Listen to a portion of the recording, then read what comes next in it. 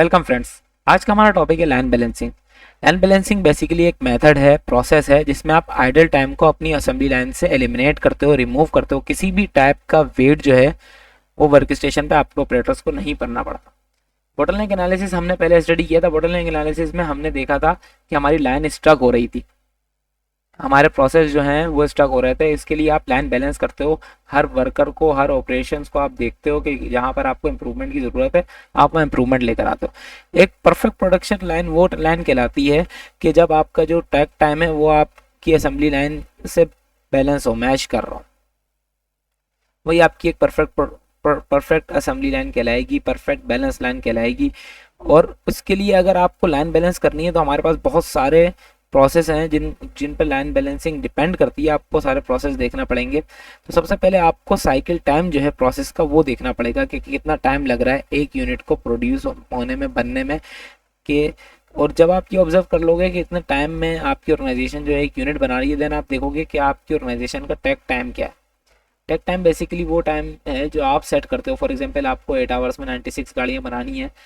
10 hours में से for example 2 hours आपके लंच और टी टाइम के हो जैसी एक्टिविटीज़ में कंज्यूम हो रहे हैं, बाकी के 8 आवर्स में आपने 96 व्हीकल्स बनानी है। तो हर घंटे में आपको 12 गाड़ियाँ बनानी पड़ेंगी और हर 5 मिनट में एक यूनिट प्रोड्यूस करना पड़ेगा, एक गाड़ी बनानी पड़ेगी। अगर आप अपने टारगेट्स को अचीव करना चाहते हो तो 5 मिनट आपका है टेक टाइम। इस तरह आप देखोगे, ऑब्जर्व करोगे कि कितना टाइम लग रहा है एक यूनिट को बनने में। एक वो टाइम है जो आपने सेट किया और एक वो टाइम है जो एक्चुअल फ्लोर पे, जो वर्क स्टेशन पे टाइम लग रहा है एक यूनिट को बनने में, वो आपका साइकिल टाइम कहलाता है। तो अगर वो साइकिल टाइम आपका 5 मिनट 30 सेकेंड्स है, 30 सेकेंड आ रहा है, तो आप उन 30 सेकेंड को रिमूव करो। इसके लिए आपको देखना पड़ेगा कि किस फेज में असेंबली लाइन को, वर्कर्स को बढ़ाने की नीड है, सही है, या मशीन्स को आप बढ़ाएंगे या वर्कर्स को बढ़ाएं। आप ऑब्जर्व करोगे कि कहीं बोटलनेक्स तो नहीं है, असेंबली लाइन कहीं रुक तो नहीं रही, और फिर उन कॉजेज पे काम करोगे। आप अपने डिजायर्ड रिजल्ट को अचीव करने के लिए लाइन बैलेंस करोगे। फॉर एग्जांपल कहीं लाइन बैलेंस में इशू है, कोई आपकी लाइन जो है वो रुक रही है, कहीं पर लाइन स्टक हो रही है, या कहीं वर्कर्स की नीड है कि अगर आप 5 मिनट का टेक टाइम प्रोड्यूस अचीव करना चाहते हो तो आपको वर्कर्स जो हैं वो बढ़ाने पड़ेंगे या मशीन बढ़ानी पड़ेंगी। तो अगर कहीं वर्कर्स की नीड थी तो आपने वहाँ वर्कर्स बढ़ा दिए, या पार्ट्स जो हैं उनकी अवेलेबिलिटी नहीं हो रही थी वर्कर्स तक, तो आपने उसको उन उन कॉजेज़ पर काम किया और अब जो है वर्कर्स को पार्ट मिल रहे हैं, उनको किसी टाइप का कोई वेट नहीं करना पड़ रहा। तो अब 5 मिनट में एक यूनिट जो है वो बनना शुरू हो गया। तो फर्स्ट ऑफ ऑल आप लाइन बैलेंसिंग में काम को इक्वली डिवाइडेड करते हो, work study, time and motion study करते हो। आप देखते हो कि एक वर्क स्टेशन पे किस किस को क्या क्या काम दिए गया और कितना टाइम लग रहा है एक काम को करने में। ऑपरेटर अगर अपनी जगह से जा रहा है, कोई यूनिट, कोई पार्ट्स लेने, उसको कितना टाइम लग रहा है, फिर जिग में फिक्सचर में लगाने में कितना टाइम लग रहा है, फिर उस पर ऑपरेशंस करने में कितना टाइम लग रहा है। आप ये सारी स्टडी करते हो वर्क स्टडी में, जिसको हम पहले भी डिस्कस कर चुके हैं। लाइन बैलेंस में आपको इंश्योर करना है कि 2 ऑपरेटर्स हैं या बहुत सारे कोई ऑपरेटर्स हैं, वर्कर्स हैं, जो काम है उनके दरमियान वो इक्वली डिवाइड होना चाहिए। आप इंश्योर करें कि काम इक्वली डिवाइड है या नहीं। फॉर एग्जांपल एक प्रोसेस में आपका टेक टाइम था 5 मिनट और आपके पास ऑपरेटर्स थे वर्क स्टेशन पे, अलग अलग ऑपरेटर्स थे, कुछ एफिशिएंट, कुछ पुराने थे, कुछ एफिशिएंट वे में काम कर रहे थे, सही है, और कुछ जो थे उनका काम जो है वो इक्वली डिवाइड नहीं था। वो 5 मिनट में बड़ी स्ट्रगल से एक यूनिट प्रोड्यूस कर पा रहे हैं, एक यूनिट पे अपने ऑपरेशंस कंप्लीट कर पा रहे हैं, और दूसरा जो ऑपरेटर है वो 4 मिनट में अपने ऑपरेशंस कंप्लीट करके बैठ जाता है, सही है।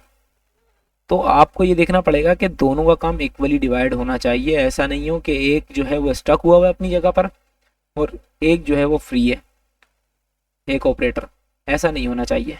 आपको इक्वली डिवाइड करना पड़ेगा काम को, और इसीलिए लाइन बैलेंसिंग हम जो है वो इम्प्लीमेंट करते हैं अपनी ऑर्गेनाइजेशन में। लाइन बैलेंसिंग के हमारे पास बहुत सारे बेनिफिट्स हैं जो हमारी ऑर्गेनाइजेशन में हमें होते हैं। First of all, effective line balance जब होती है तो वहाँ वेस्ट जो है वो नहीं होता, वेस्ट प्रोड्यूस नहीं होता, क्योंकि जॉब जो है वो इक्वली डिवाइडेड होते हैं। किसी टाइप का वर्कर्स का, ऑपरेटर्स को किसी वेट टाइप पार्ट के लिए कोई वेट नहीं करना पड़ रहा होता। तो ओवर प्रोडक्शन जैसे इशूज़ भी नहीं होते आपके, क्योंकि समटाइम्स ऐसा भी देखा गया है कि आपने 5 मिनट का टेक टाइम सेट किया और आपने प्रॉपर स्टडी नहीं की, जो वर्कर्स जो हैं वो 4 मिनट में एक यूनिट प्रोड्यूस कर रहे हैं और ओवर प्रोडक्शन का इशू क्रिएट होना शुरू हो गया। लेकिन जब आप एक प्रॉपर लाइन बैलेंस करते हो तो आपको पता होता है कि जो सिस्टम है, जो ऑपरेशंस है, वो 5 मिनट से पहले कंप्लीट नहीं हो सकते। अगर कोई बहुत ही अच्छा वर्कर होगा, एफिशिएंट होगा, तो हद से हद वो 4 मिनट 40 सेकंड में कर लेगा, 10 सेकंड 15 सेकंड एक यूनिट को प्रोड्यूस करने में वो अपने बचा लेगा। लाइन बैलेंसिंग से आपकी ओवर बर्डनिंग और अनइवननेस भी रुकती है। जब आप इक्वली डिवाइड करते हो जॉब्स को, तो इस टाइप के इशू नहीं होते कि आपका जो है कोई वर्कर है जिसको ओवर बर्डनिंग हो रही हो, बहुत ज़्यादा उसके ऊपर बोझ आ रहा हो, सही है, या काम इक्वली डिवाइड ना हो, क्योंकि आपने प्रॉपर जब लाइन बैलेंस कर दी है तो काम इक्वली डिवाइड हो जाता है।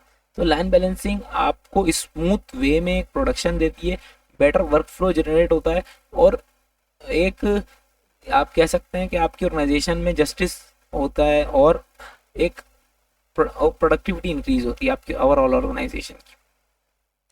तो ये था हमारा आज का टॉपिक। वीडियो अच्छी लगी हो तो लाइक करें, चैनल को सब्सक्राइब करें। Thanks for watching.